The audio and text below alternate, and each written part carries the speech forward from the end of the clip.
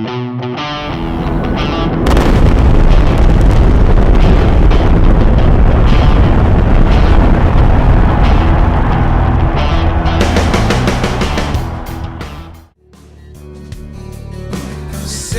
years ago, I learned my name and taught to be a student in life's damn game.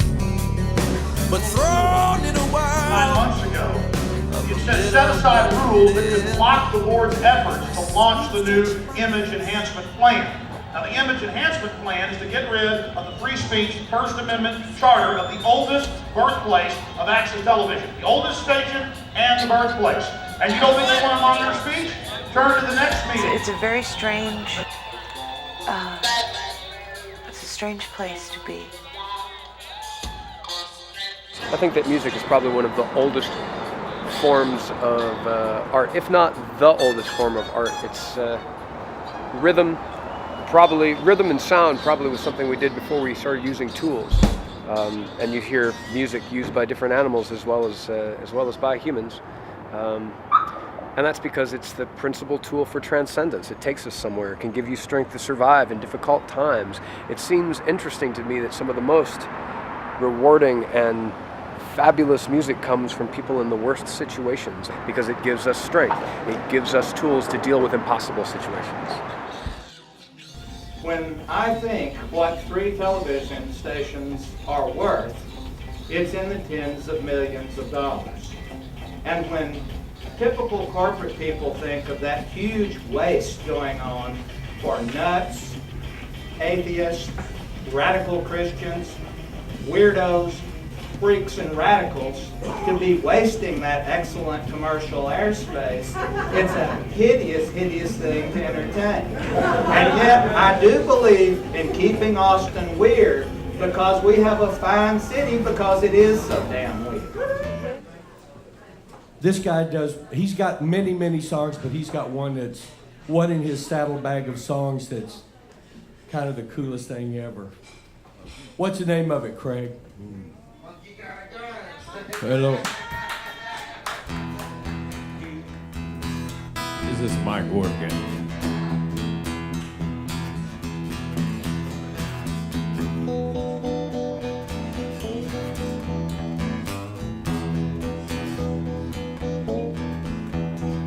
took 100 years to make it brand new. 200 teachers to teach me what to do. $300 worth of chew, chew, chew. 400 gallons with nothing else to do but drive the 500 miles just to get to you. 500 miles just to get to you, so watch out. Monkey got a gun, watch out. Monkey got a gun, watch out. Monkey got a gun, watch out. He might shoot you if you run, watch out.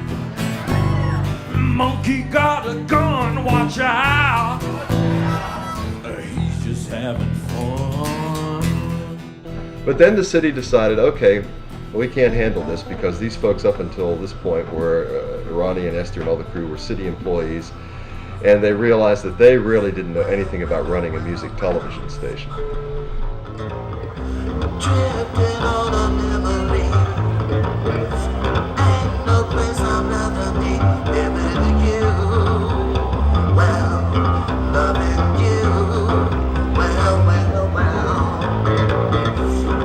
good example of how you can have the blues right in the teeth of joy. Yes. You know? Yes. The blues Amen, brother. You just keep raising that left leg here behind me. Here. That's all right. That's right. This is proof. You don't need to be blue to have the ability to talk about the blues. You know, you can paint a masterpiece, but eventually you hang that sucker on the wall and everybody come by and see it. That's kind of where we are with records and performing. You know, the blues is not something that you necessarily just get up in the morning with and then live. You get through it.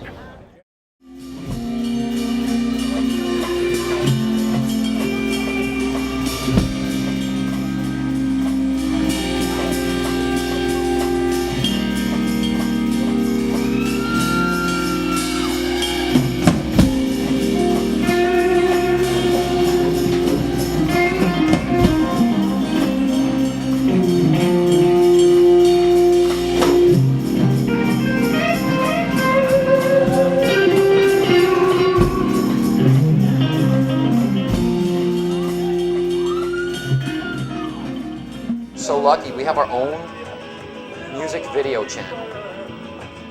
For God's sakes. You know, you'll get a ticket if you put a flyer on a telephone pole, but if you want to get your band known, make a video. And they'll play it. And it doesn't matter if it's a $5 video or a $500,000 video, you will get play on AMN, and that is so beautiful, and that does not happen everywhere else. No, man, they're gonna be drafting 18 and 19-year-olds, but you can't buy beer. Can't buy beer. You can get married and screw yourself up real good. But you can't buy beer. You can charge $8 million on the master charge. You can't buy beer. You can vote for one fool or another. But you can't buy beer. 'Cause this is America. America that's run by the lowest common denominator. The money. Hey, Nadia. How many units did you move, Rojo? How many things of apple juice did they sell, huh? Come on, suckers! Come on, feel it! Feel it! Yeah! I said burn down the mall. Burn down the shopping mall. It's hard to stress how bad this is. I'm trying to not get into the things that are strikingly bad. The thing that is most upsetting about the government right now is the lack of transparency in the system, and the fact that so much goes on behind closed doors in terms of finance and the moving of capital and the use of political and military might to back up the personal profits of individuals. That or corporations. Well, corporations and the individuals who own them or own most of them. I don't want to hurt the city. I don't want to hurt Access Television. But we will do whatever it takes within the laws of the United States and the several states to defend the charter, the contract, and the stated mission of Access Television. We will not let it be looted by a corporate takeover that openly says, and Stefan, I'm running out of time, I hope you'll cover this for me.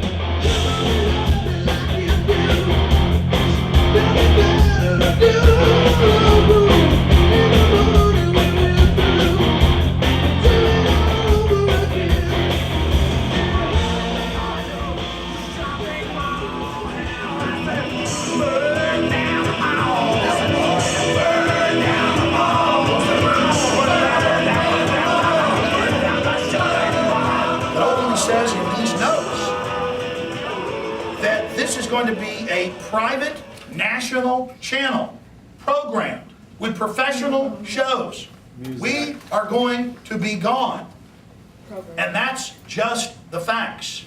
And this is a good fight. In closing, this is a good fight that we are engaged in. This is the right fight. All we're trying to do is to get you guys to do the right thing. Austin is the live music capital of the world. Well, my personal opinion is that it's mispronounced. This is the live music capital of the world. This is where musicians come to live music. Austin, Texas is the #1 city in Texas. So I ask you, is it true?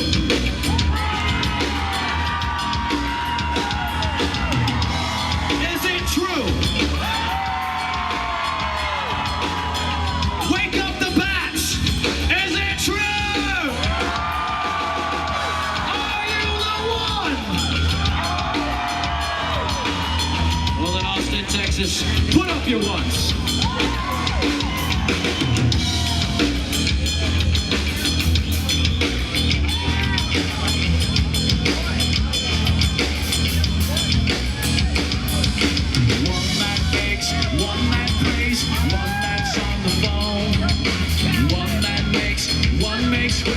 One that dies alone.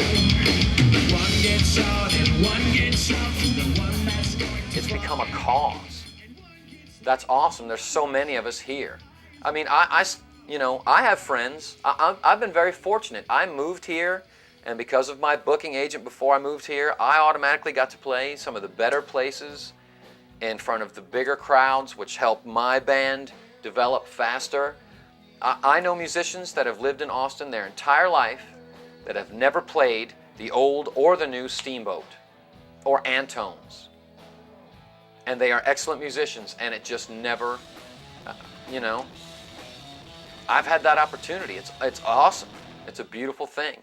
And these people will go on tour, and they're huge in Kansas, in Iowa, you know, in Arkansas, you know, in the Midwest.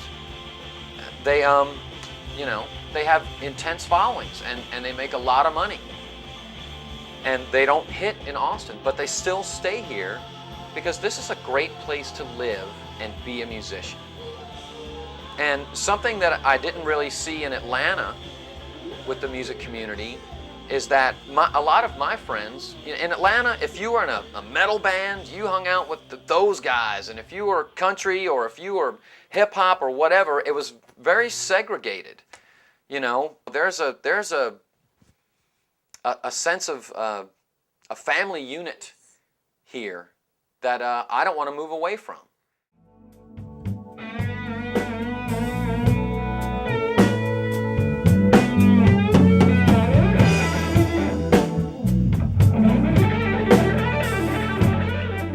I went to one music, is it called a music commission? Kevin Connor is the head of it, the Austin Music Commission or something. I don't even remember the name of it.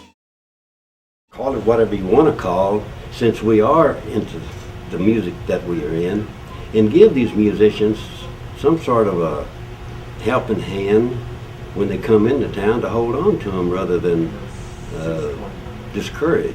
We're just citizens that have been asked to serve. And that's what any given commission is. The Music Commission is no different. Music Commission is a group of volunteer citizens who've been appointed by City Council and or the mayor to help the City Council oversee this particular industry, the music industry, and it is an industry. I don't understand what a music commission does.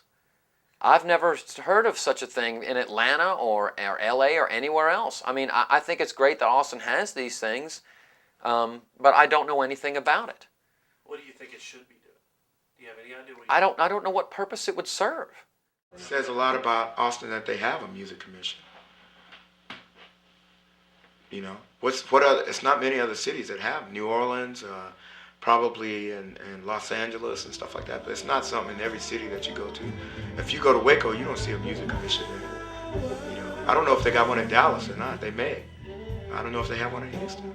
So that says it all right there. It's definitely an effort by the government and the cities that be to help music. They help flourish the arts. They help them out. But in these economic times, everybody's in a pinch, and so is the music commission. It's hard for them to find money. It's hard for the arts to find money, period.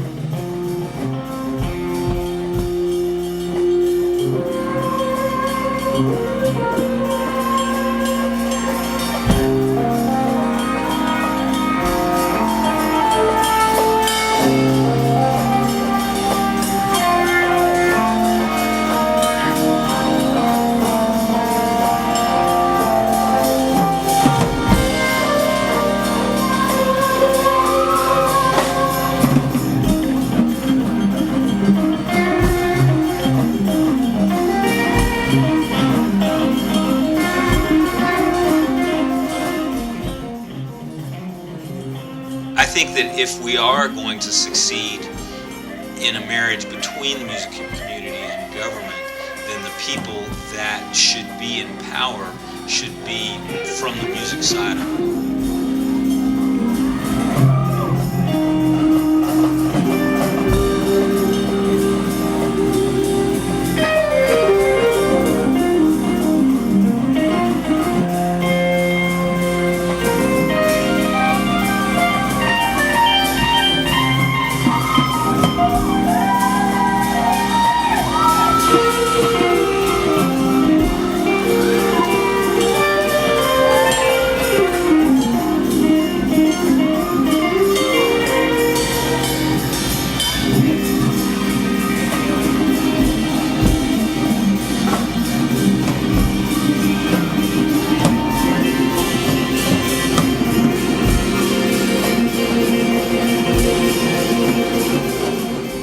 40 years ago when I was in the lumber business, I had an accounts receivable. Farmers, everybody else would buy lumber from me. Well, I'd mark a big mark off every year on accounts receivable because I couldn't get my money. Guess what? When I went into the music business, my mark off was just about half as it was in the lumber business, dealing with your upper echelon of people. So that told me something real quick. Musicians just needs to be heard. Take the time to listen to them.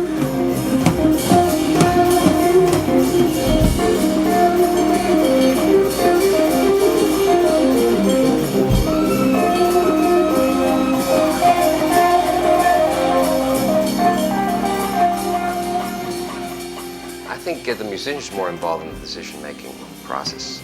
You know, I don't think the musicians are, I think, have a feeling that they're sitting over here and the music commission's over here, and whatever the music commission dictates, then the musicians have to do. I wish that they would get more of the musicians involved in the decision-making process so that they would, you know, and listen to the musicians, obviously, you know, because after all, the music commission is for them. Earlier, I want to be more educated as far as all this commission stuff is concerned. I mean, I don't, I've never even knew it even existed until just recently, until all this mess started happening. And so, yeah, I would love to find out who's on it and how do I get to speak up.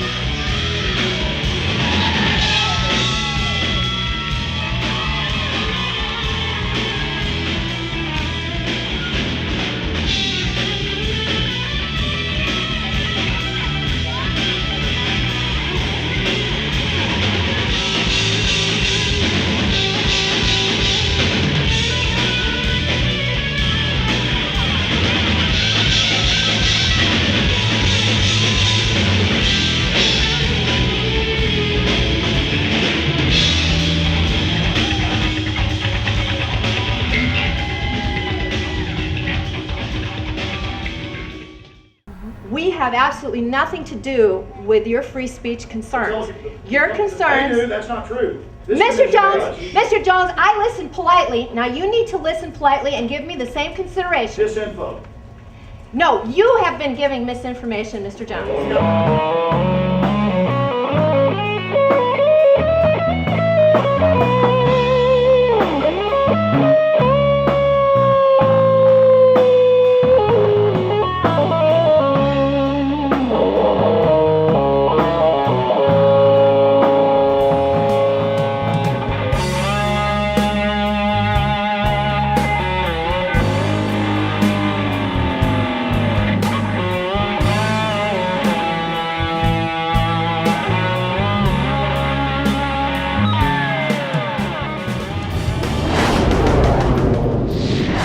MusicTexas.com